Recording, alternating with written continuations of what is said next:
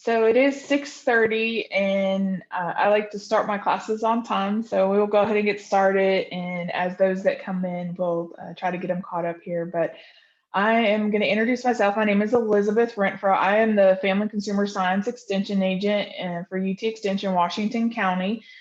You are here this evening for the Garden to Table series. This is the first for this season.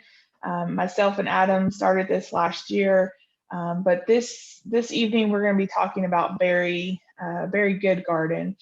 But just to make just a few things before we get started, and Adam and Elena will introduce themselves, but please be sure your microphone is on mute. If you have any questions, just go ahead and put those in the chat box just during the presentations, and at the end of each of the presentations, we'll try to answer those questions for you. And then also you'll notice this session is being recorded and will be shared on YouTube. So if you don't want to be seen, just keep your cameras turned off. And then of course, the information within this class is for educational purposes only. Any reference to commercial products or trade names does not imply endorsement by UT Extension or bias against those not mentioned. So I'm going to hand it over to Adam. All right. Thank you, Elizabeth. So let me first introduce myself. My name is Adam Watson. I am one of the two agriculture agents we have here in Washington County. And I happy to be here, happy to collaborate with Elizabeth again. For those of you who didn't join us last year, this is an outgrowth of basically some questionnaires that I actually put to folks that had attended some of my gardening classes. And one of those questions was, what did you all want to do? What other topics? And a lot of those came up that was actually utilizing produce out of the garden. So that's where this comes from. And Elizabeth and I are both very happy to welcome our newest team member. She's been part of the team for all of 11 days, if I remember correctly, when she started. So, Elena, would you like to introduce yourself? Hey guys, my name is Elena Turbyfield. I'm the new program assistant for Ag and Natural Resources. So I'll be working with Adam a lot. Just a little bit about me. I'll be graduating with my Bachelor of Science from the University of St. Martin here in about a month. So I'm super excited to see what all I can bring to Washington. And we are very happy to have her on our team. And so, with that, we'll go ahead and get started in my portion of this evening's presentation. So, we'll actually talk about some of berry production. So first off, I'm going to give you a couple of cautions about what I go over this evening. And the first is there are a lot of berries, and I'm not going to touch on but a few of those, and even those that you see there on your screen. So we will be talking about the brambles or caneberries. We'll specifically be mentioning some things about blackberry and raspberries. We'll also hit on strawberries as well as blueberries. And even within those specific ones, this is going to be very cursory. We're not going to have the time to go in depth with each of these. So it's going to be some general information, some things to hopefully interest you about them and maybe lead you to read further. You will be getting an email that includes a list of resources. So those are going to be publications that I use to help create these presentations, as well as some things that will help you in producing or growing them. So certainly this is supposed to get you interested. And as always, I'll make myself available for questions and answers this evening as well as later. So a few things to cover kind of at the 10,000-foot view or more in general terms. If we talk about pest control with most of these small fruits, if we wanted to refer to all the berries as a single group, generally we don't do too much proactively. And what I mean by that is typically we just would be watching these plants as they're growing in the season. And as insect or disease problems pop up, we would deal with them.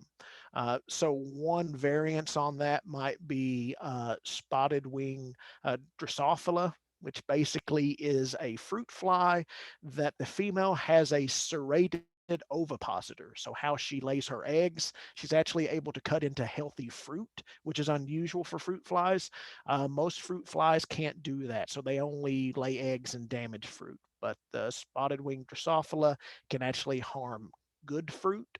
And so she might be one that we would look at controlling, for instance, like with blueberries. But other than maybe that one aside, typically we're responsive to pest problems with small fruit in the home garden.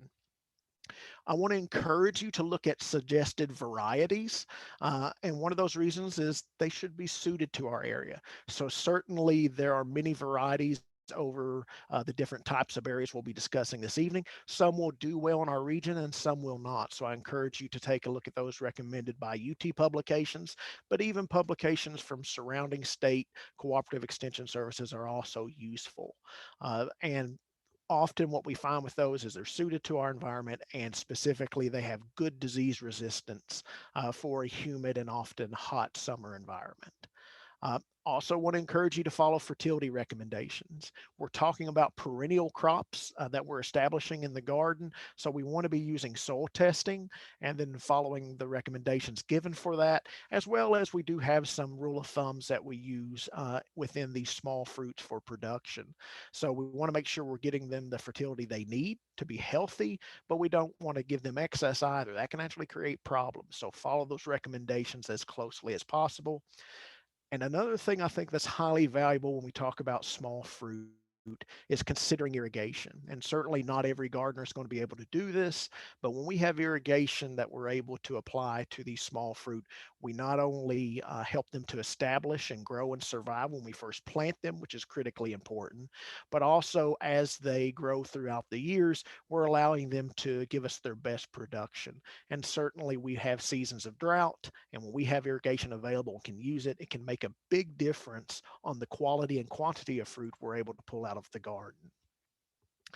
Also want to encourage you, if you're looking at planting any of these berries, do some prep work beforehand. So go ahead, plan out where you're going to plant them, kill any weeds or grass that may be growing in the area.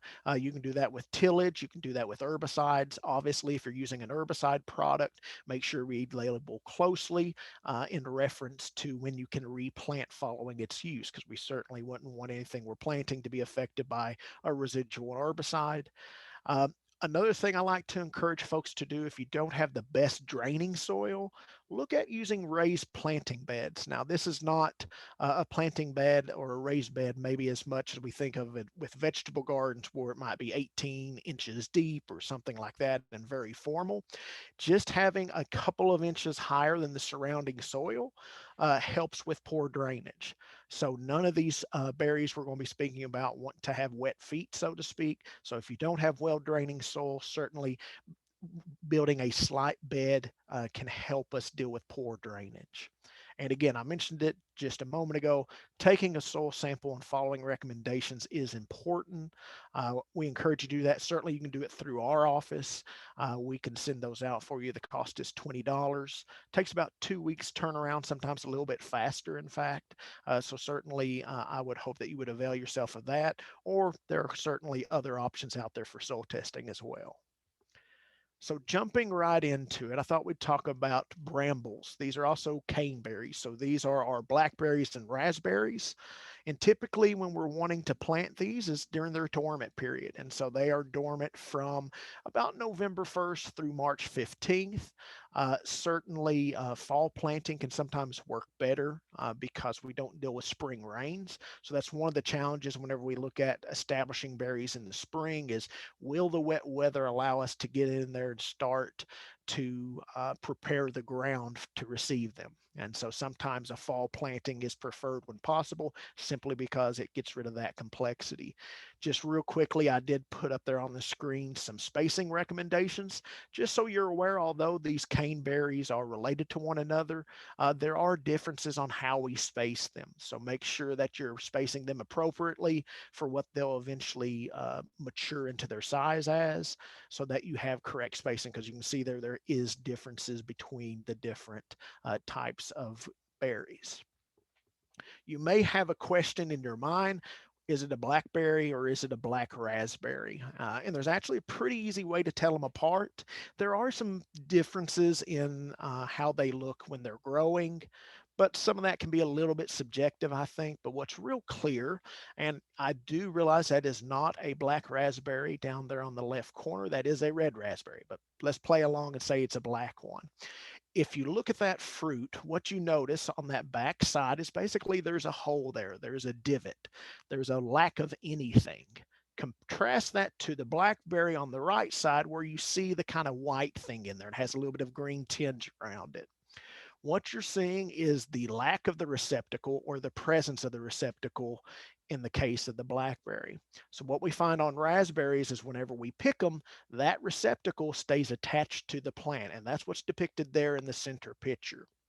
So if you've ever had a question, well, is this a blackberry or a raspberry? The simplest way to tell, or very conclusive way to tell quite easily, is just to pluck the berry off when it's ripe and look at it. If it has that divot, if it has that hollow area, you're looking at a raspberry.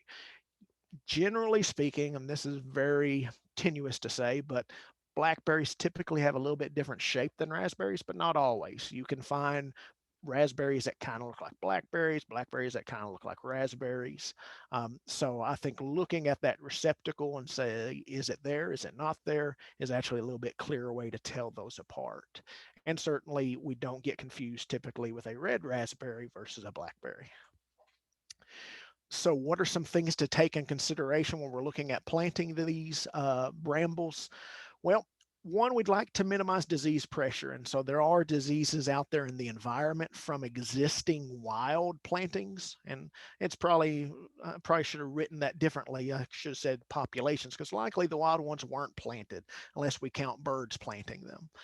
But we'd like to be away from those at least 300 feet. So certainly if you're planting this on your property, those areas that are under your control, you don't want to have those wild plants growing there because they can be reservoirs of diseases and then spread those to what you're planting in your garden. So we'd like to be at least 300 feet away from any wild or existing plantings of brambles.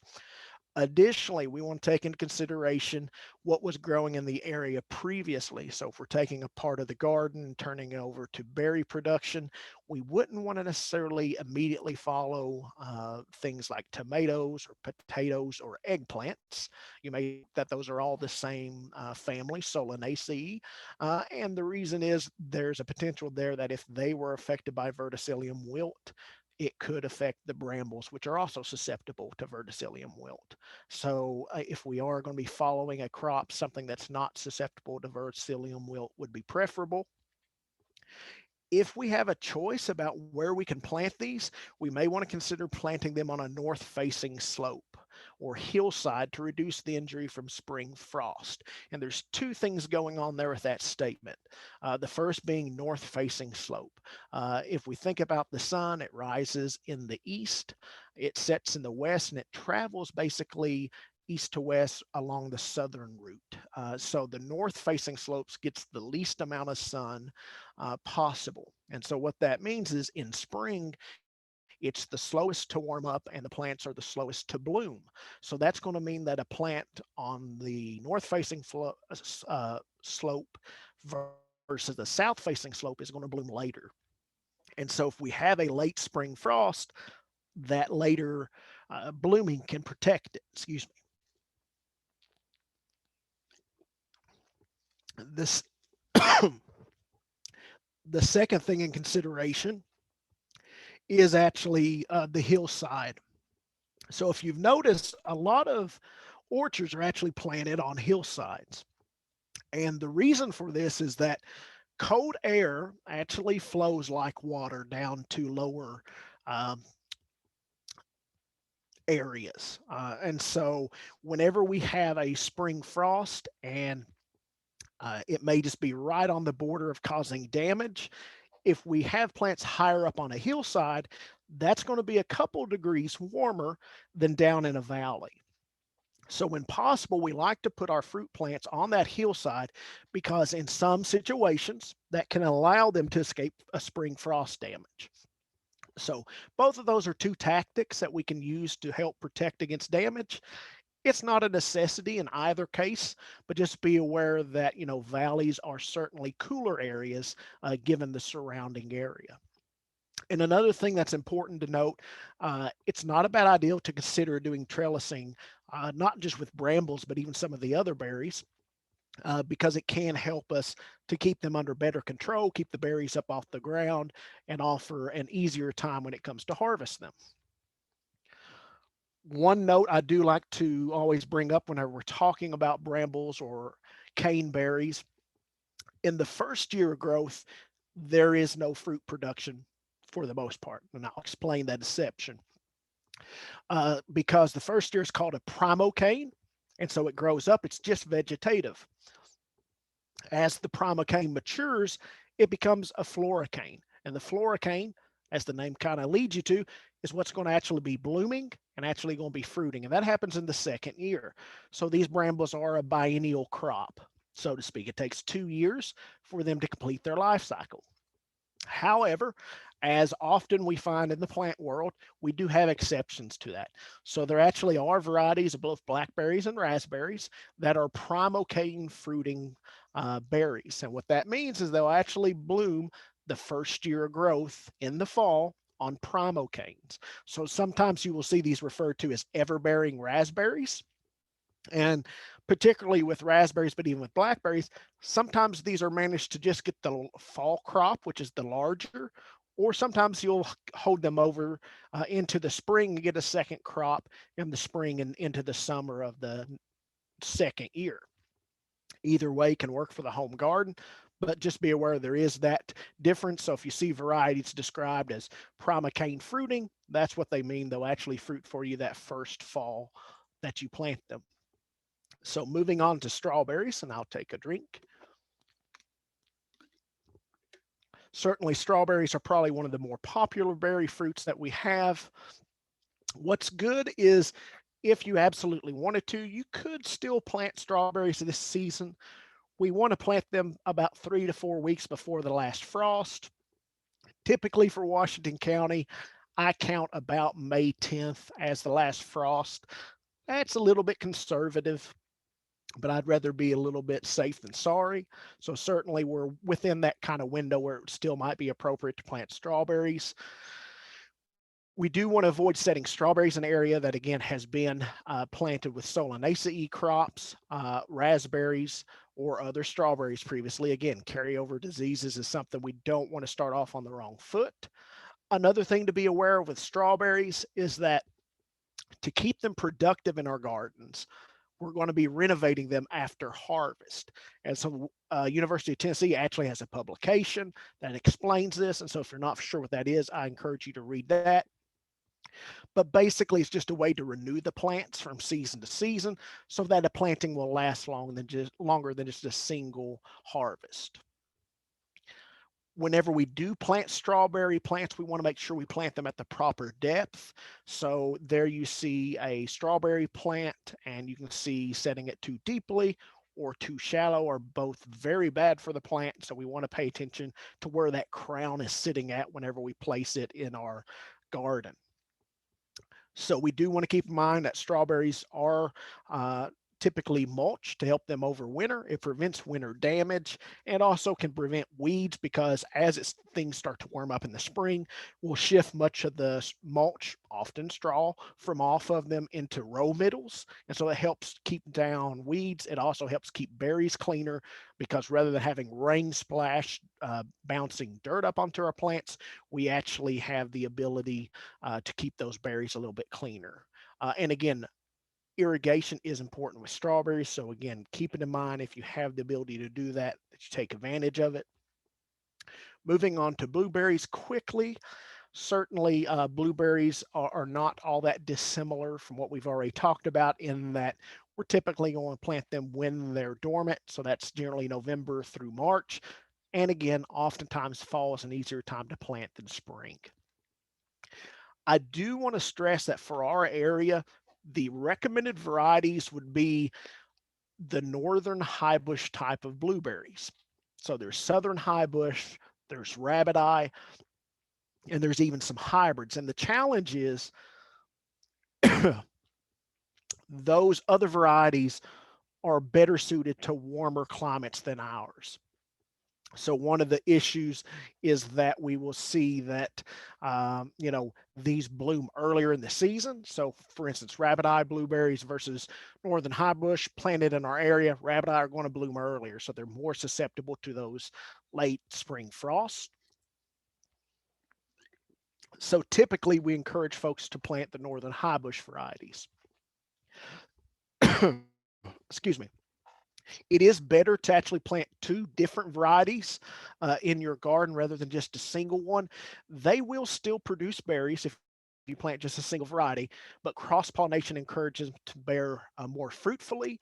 And you can find that blueberries are actually grouped into seasonalities. So there's early season berries, mid season, and then late season. And the best rule of thumb is try to stay within those general categories when picking varieties. So that way you have two early season blooming together instead of an early and late season that may have little overlap of bloom period. Blueberries are particularly a plant that we really would encourage you to have irrigation with. They're not a very deeply rooted plant. And one odd thing about them is they don't have root hairs in the way that other plants do. So using a mulch as well as irrigating is something that is very important to not just get good establishment or survival of what we plant, but also to get good production. Another thing about blueberries that separates them is the fact that they grow at a very low pH range or very acidic conditions. Typically in the general garden, we're looking about 6.5 is ideal for most things. With blueberries, we're talking about 5. And if you remember back to chemistry, pH is on a logarithmic scale. So that means that's a tremendously significant difference in that range from 5 to 6.5. Because of that, and because most of our soils in our area are not going to be that acidic naturally, I'm going to encourage you to start at least 6 months before planting to work at getting that pH lower. So the way we would do that is to get a soil test, find out where we're at on pH, and then we would add elemental sulfur. And so literally there's an acid reaction that helps to drop that pH down into the range which is appropriate for blueberries. Keep in mind that pH does have a tremendous amount to do with nutrient availability and things like that. So this is something that we really can't get by without adjusting. So I would highly encourage you, if you're looking at making the investment in planting blueberries, you get a soil test before you get the blueberries. And then we start adjusting that pH down, because given the different scenarios I have seen on some soil tests, it may actually take 2 rounds of elemental sulfur application to start getting that pH down to where we would like to see it. Because I have seen some of our soils that have not been limed in Washington County that may have, a 6.5, 6.7 pH, which is very high for blueberries. Not bad at all for most other plants, but certainly working that down to about a 5 is going to take some time. One thing we can do to help encourage establishment of blueberries is at planting, mixing in 2 gallons of wet peat moss with the soil in the planting hole. It allows that plant to establish a little bit quicker, helps compensate for the lack of root hairs, helps hold moisture in there. And as a general rule of thumb, we always like to add organic matter to our soils. So this picture I actually pulled from a more commercial oriented publication about blueberries from the University of Kentucky, but definitely establishing those beds like you see on the left prior to planting, and then planting and mulching well is key to getting good survival from blueberry bushes. One thing about blueberry bushes is we're not going to let them fruit the first 2 years they're in our garden. What that really means is we're going to be pulling those flowers off once they start forming. The reason we do this, we want the energy of that plant going into establishment and growing for future harvest, not for that immediate return. So if you allow these plants to be fruiting those first 2 seasons, you are doing it at the damage of future growth. So we really encourage you not to do that. Pull off those flowers and allow them to establish well and grow well, and it will pay you dividends in the future with better harvest. Also, don't forget about pruning at planting. That helps direct the growth and enhance the establishment. So that's described in some of the publications I've linked for you. And another thing that's key when we're talking about fertilizer on blueberries. So ammonium sulfate is one that's most often used because it's also an acidifying fertilizer. So it actually helps keep the pH low, which is a good thing. But what we want to very specifically do is not use nitrate forms of fertilizers. Those can actually be damaging to blueberries. So make sure that we don't use nitrate forms. Look at ammonium sulfate. If our pH is down where we like it and we're not trying to acidify it, or we're not worried about creeping back up on us, certainly something like urea is acceptable. But most of the time in most yards and gardens, we're going to see ammonium sulfate used, and it works well. So with that, here's my contact information. Certainly, I know I just barely scratched the surface on these. You'll be getting those linked publications in an email. So certainly review those and see if that answers some of your questions. And as you have other questions, please feel free to reach out to me. And with that, I am very happy to answer questions this evening. And I'll stop my share. So let me pull up chat real quick. I don't see any questions put into the chat, but certainly you're welcome to do that as we move forward if you have any questions for me. And do reach out as I can be of help to you.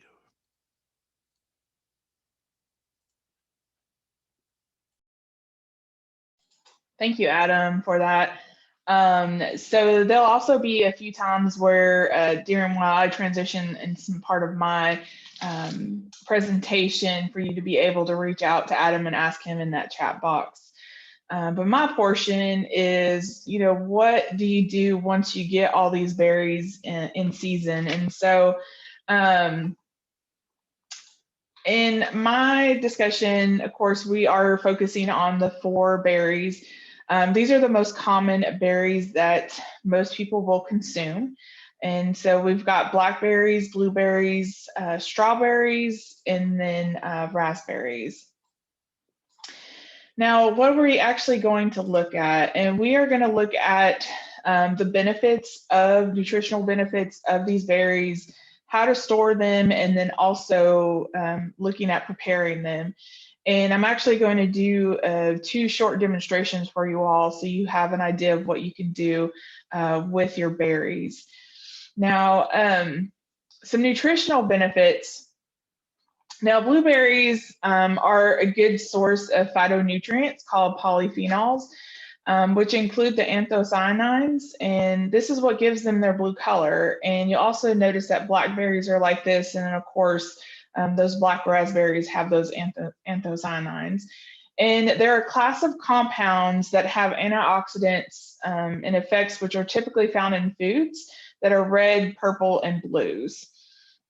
They're also high in vitamin C, and this is necessary for growth and development of tissues, and then also promotes wound healing. And vitamin K, it's high in vitamin K. It's a good source. Blueberries are, and this is what your body makes or uses to make proteins that are for healthy bones and tissues, and also helps with blood clotting is what vitamin K, the purpose of that. Manganese is another one, and you'll notice in all of these berries that we're talking about, they're a good source of manganese, and this helps the body process cholesterol and other nutrients such as carbohydrates and proteins. And of course, they are all good sources of dietary fiber.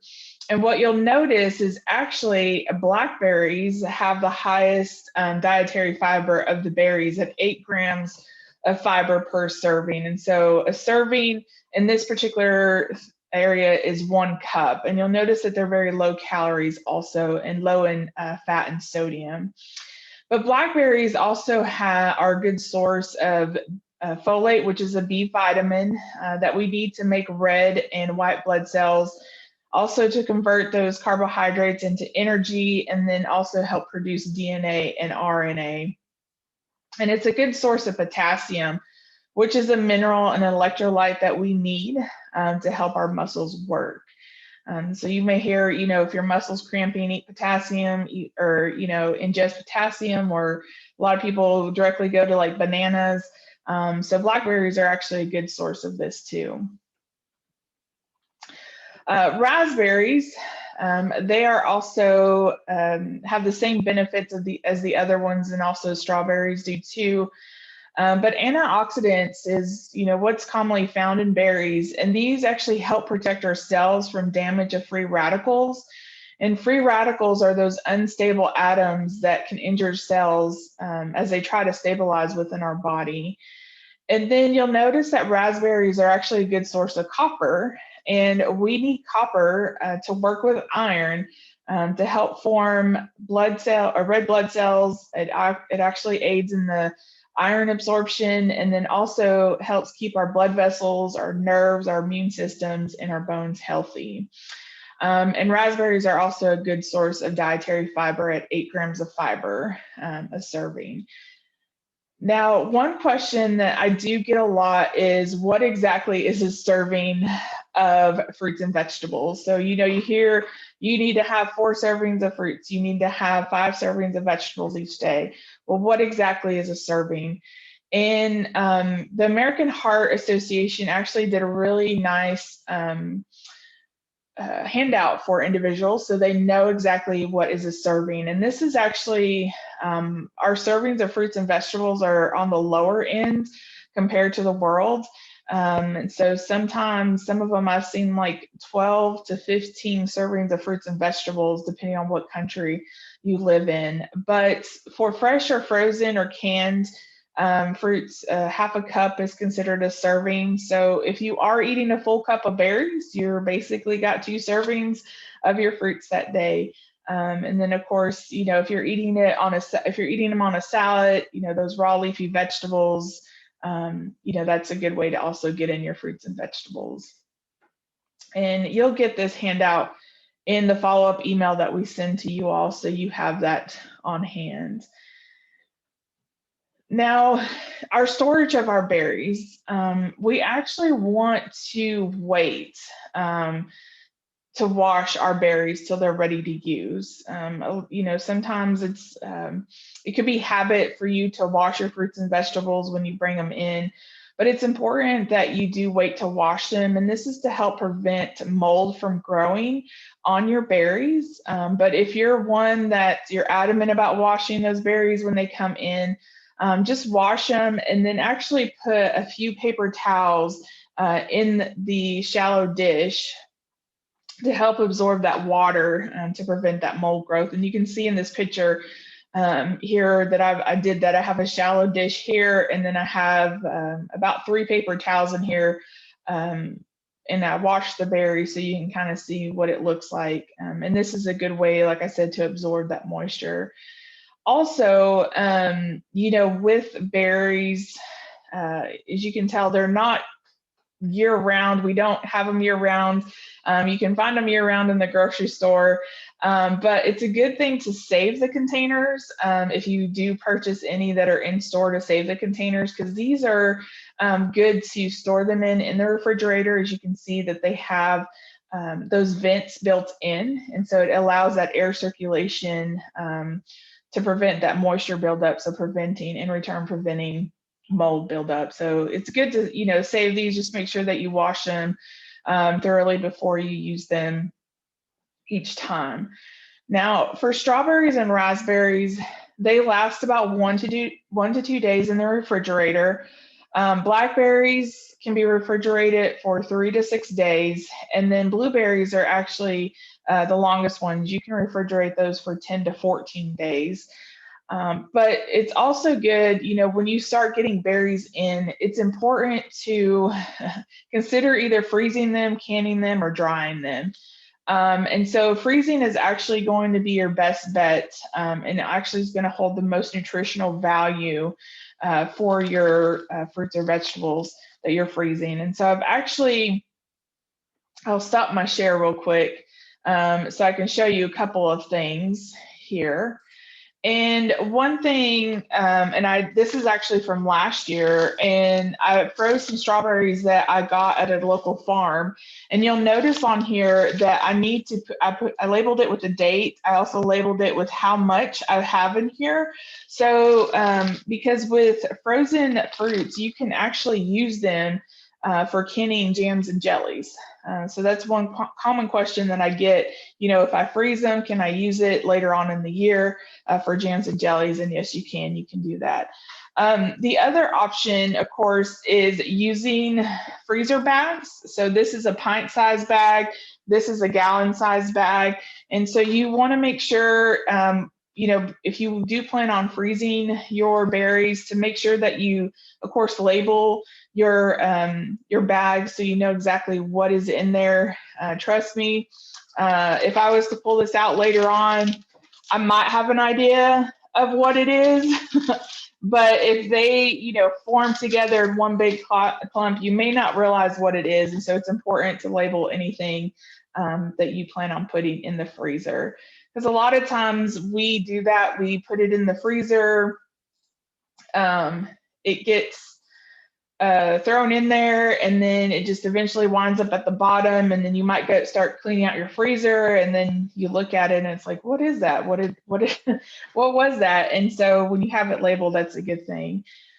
When you do freeze your berries, of course, labeling your bags, wash your berries. Be sure to remove any stems that might be on there. For strawberries, just be sure that you top them. So basically what that means is removing the green portion of the strawberries from the top of them. And then lining a baking sheet that has sides on it with wax or parchment paper, and then placing your berries in a single layer on that lined baking sheet. And then just putting them in your freezer, allowing them to freeze, and then you're able to dump them into the bags that way. And so they're actually frozen individually, and they're easier. If you just need to get a handful out, you can get a handful out. Of course, the other option is if that's not a big deal for you, if you don't want them individually, you can do it. Just wash your berries, just remove any of the stems, top those strawberries.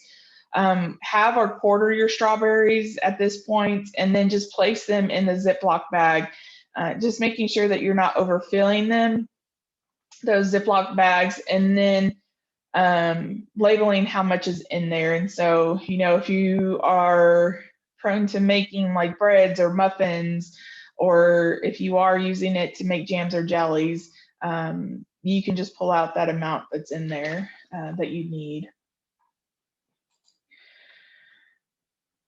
And so one good website that I found that has some really good ways of using your fruits and vegetables is the fruitsandveggies.org.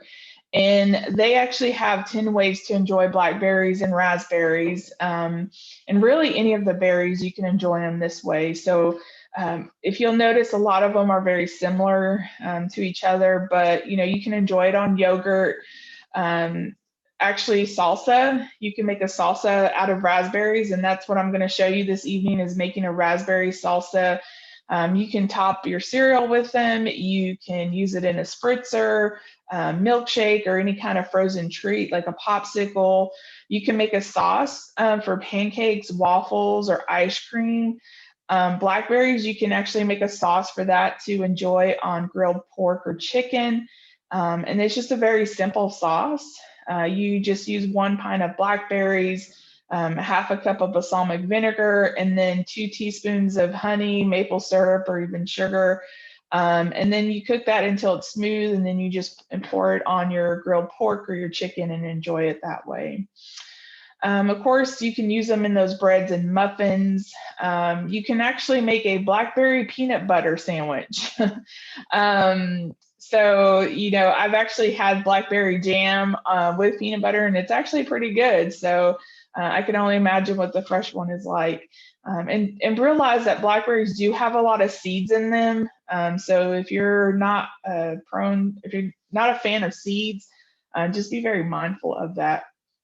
And then, of course, just enjoying them on a salad. A lot of people like strawberry spinach salads. Another thing to think about is trying it on a salad with oranges, almonds, and just a mixed bed of greens and spinach. And just enjoying them on their own is also an option too. And you'll get these websites in the follow-up email that we'll send out. But of course, the fruitsandveggies.org. This is, I found this website and it's really good. It'll take you directly to the different fruits and vegetables. So if you have different fruits and vegetables that you are growing in your garden and you're not exactly sure how to use them, they have multiple recipes for different fruits and vegetables on there. And then of course, last summer, I created a video on how to make your own low sugar strawberry jam. And that's posted on our UT Extension Washington County page on YouTube. So you can go back to that and watch that video too. So I'm gonna transition a little bit. If you've got questions for Adam, this is a good time to ask him those. I'm gonna transfer into my kitchen real quick so you all can kind of see that. So give me a minute, and Adam, if there's any questions from anybody, you can answer them. All righty. Now, if we don't get questions, I may have to start singing. Not really. So certainly if you have any questions, feel free to type those in the chat. And since we've got a moment, if you want to unmute yourself and ask those directly, you're welcome to do that as well. While we wait for that, one thing I will mention, where Elizabeth was talking about minimizing, wetting your berries before you eat them, in plant pathology, when you're trying to identify funguses or things like that, the exact recipe that you do that is take something, wet it, and throw it in a bag. And essentially that's what you do whenever you take small fruits and wash them and then throw them in the fridge. You're putting them in a wet environment, and it's just a perfect way to grow any number of different fungus. So we do have a question. So out of the 4 popular berries, which one grows best in our area? Truthfully, they all grow well and they all have good potential. Blueberries, blackberries, and raspberries may be a little bit more easily done than strawberries, particularly when it comes to maintaining them over a period of time, because while you do have to do annual prunings and things like that with those, it's a little bit less of a task than renovation of a strawberry bed. So maybe, if someone said they wanted something with the least work, I'd probably point you towards blueberries or blackberries and raspberries. Nothing wrong against strawberries, and certainly they can be successfully grown, but probably a little bit more work associated with them. And I think they're also a little bit more susceptible to late frost. I think you're more likely to see some damage. And oftentimes the problem is not the actual timing of that last frost of the season. It's that we were 90 degrees 10 days prior and got everything sped up. And so that's often the recipe for disaster rather than just the actual date of a frost. So I would say some of those others may be a little bit less sensitive to that, particularly when you can select some of the late blooming varieties. So sometimes only planting early blooming varieties wouldn't be advised. Look at planting some diversity there. And certainly there are times when a late blooming variety will survive one of those last frosts, where early blooming actually takes significant damage.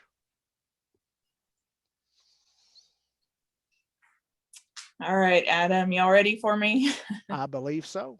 Okay, so I'm here in my kitchen with you all. And so what I'm actually going to show you is a sweet blueberry quesadilla, and then also a raspberry salsa, an easy one to do. And so I've actually done a little bit of prep work for the blueberry sauce that's needed for the quesadillas. And you all will get this recipe, but it was actually 10 ounces of frozen blueberries. And so since blueberries are not in season just yet here in Tennessee, I did have to go out and buy some frozen ones. And also I had some fresh ones here at home. But so 10 ounces of frozen blueberries, so 1 cup of apples, and then chopped, and then 2 tablespoons of sugar. And so I heated those on my stove. And so I did that just before this class. So that's, this is kind of what it's going to look like whenever you cook it up. And you cook it up for about 10 minutes until on a medium high heat, until the the fruit has softened. And then what we're going to do is we're actually going to put it in a blender here to make our sauce. I'm going to go ahead and put this here in this blender. And then I am going to take my 1/4 cup of fresh blueberries. Go ahead and stick that in there. And then I am going to blend this up. So I'm going to kind of puree it.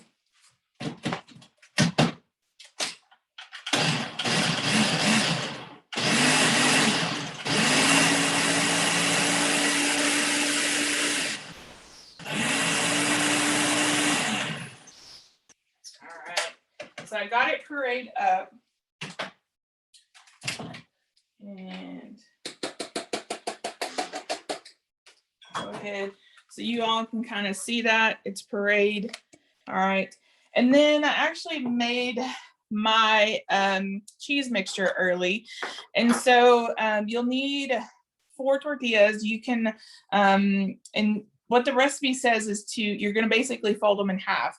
But I like to make a full one and then actually put another one on top of it, and then we're able to cut it up that way into 4 different sections. But the cheese mixture is 1/2 cup of mozzarella cheese, 1/2 cup of ricotta cheese, and then a grated lemon peel. And so we're gonna put this on our tortilla, just leaving not getting all the way to the edge because we don't want it to come out the sides of it. So this cheese mixture will make 4 of those tortillas if you were to do the half one.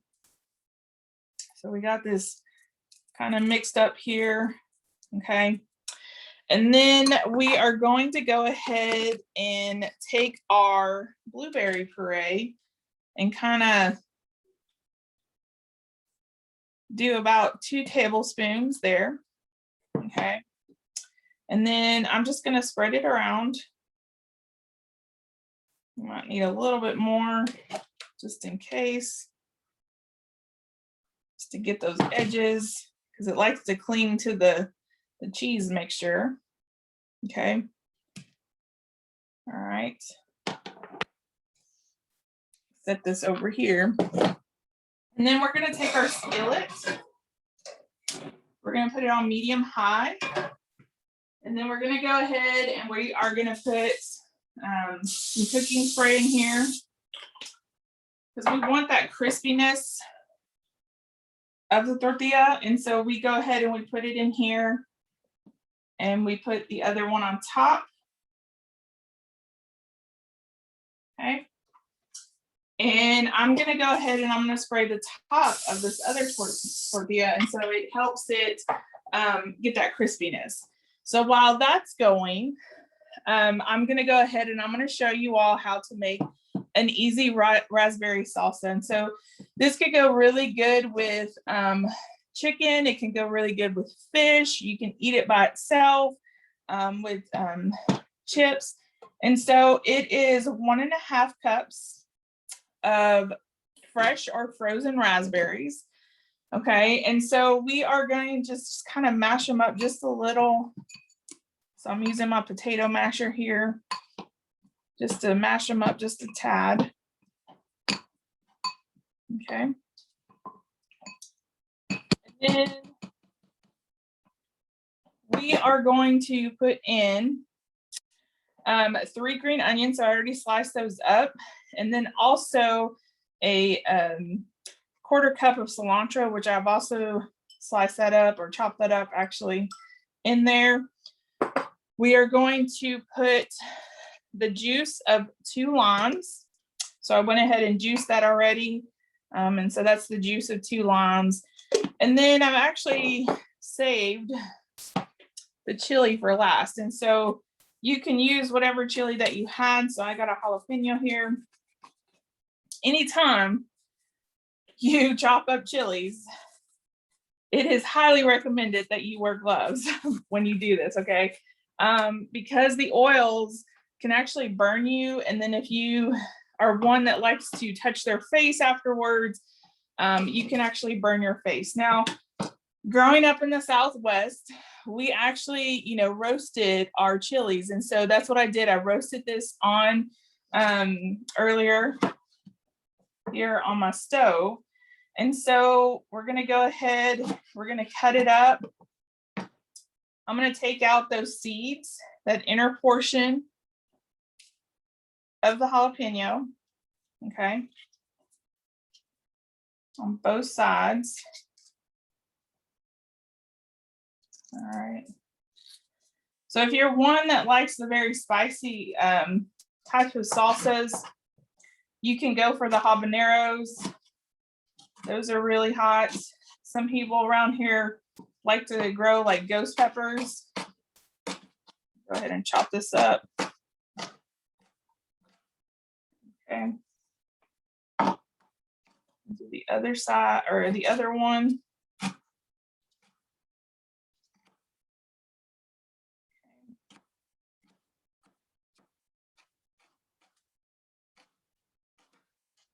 right. So I got those chopped up into fairly small pieces. I'm going to go ahead and I'm going to throw that in here. So it's almost like a Pico de Gallo because you're seeing each of the pieces of the vegetable or the fruit in here. And this is time that you can go ahead and take off your gloves, okay? And then just grab a spoon and stir it up.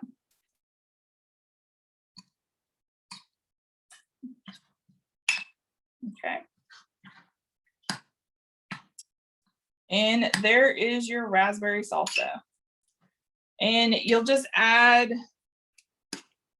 some pepper. I do about 2 turns of pepper, black pepper. Do about 2 turns of the salt, and then just a dash of the cumin. All right. And we'll go ahead and mix that up again. All right. And I'm going to go ahead and I'm going to turn my quesadilla over here.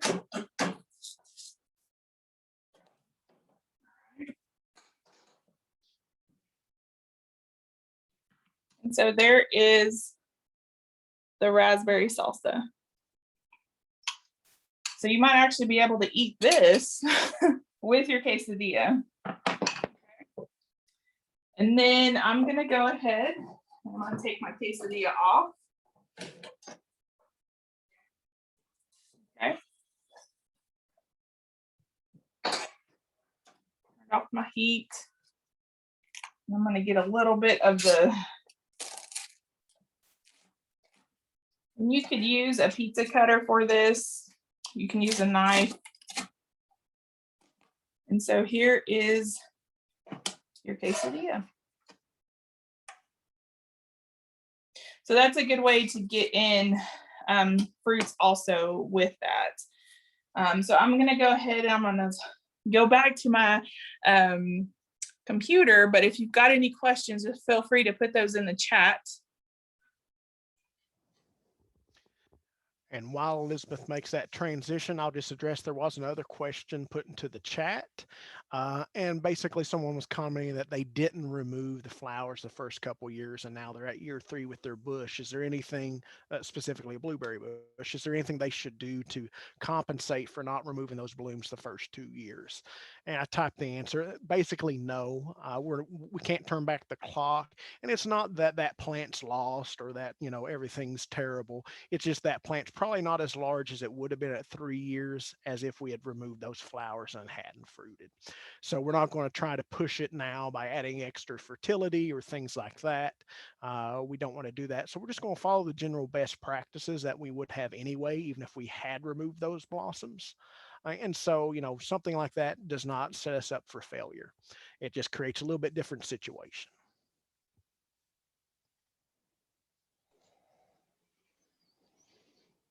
All right.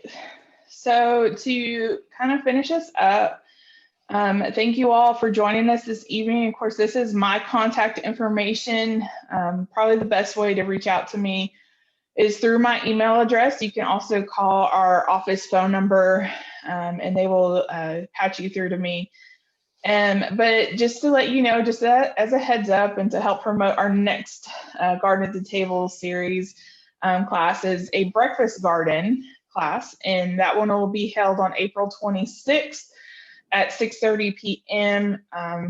On the Zoom online platform. And so you can register at tiny.utk.edu/breakfast garden. Of course, that's going to be very similar to, this evening, how kind of the transition and the presentations of that. I think we have, okay, so we got one question. So when cooking with frozen berries, what's your best method to thaw them? So the best method is actually to thaw them in the refrigerator. Now, for some reason, you pulled them out and you need them right then and there. The best way is to actually put them in a bowl of hot water and let them thaw out that way. That's probably the easiest way to thaw those out. But the best way, of course, is in the refrigerator. Make sure that you put it in a container. If it's in a bag, make sure that you put it in a container so that when it does thaw out, if there's any, no juices will wind up all through your refrigerator that way.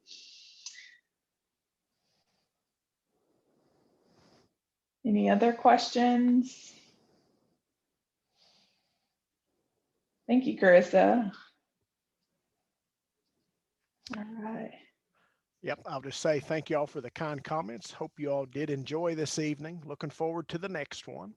So I hope you can join us for that. Yes, and look for an email over the next couple of days from myself that will have the resources for you all, and then also a link to a survey. And we really appreciate it if you all would take the time to fill that out for us. And thank you, and have a good evening. Bye-bye.